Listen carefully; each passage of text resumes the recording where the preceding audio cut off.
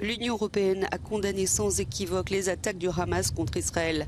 Elle appelle à l'arrêt immédiat des violences et réclame la libération de civils pris en otage en violation du droit international. L'Union européenne affirme le droit d'Israël à se défendre contre de telles attaques haineuses, a écrit la présidente de la Commission européenne, Ursula von der Leyen.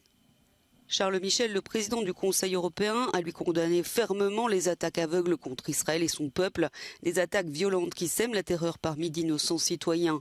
Ses pensées vont aux victimes, ajoute-t-il, tout en affichant la solidarité de l'Union européenne avec le peuple israélien dans ce moment terrifiant. La France a elle aussi condamné les actes de la branche armée du Hamas. En revanche, au Liban, le Hezbollah a félicité le Hamas pour son opération héroïque et en Iran, un conseiller militaire du Guide suprême a salué la fière offensive déclenchée par le Hamas. En guerre, elle aussi, l'Ukraine a fermement condamné cette attaque terroriste contre Israël, Volodymyr Zelensky affichant son soutien au droit d'Israël à se défendre.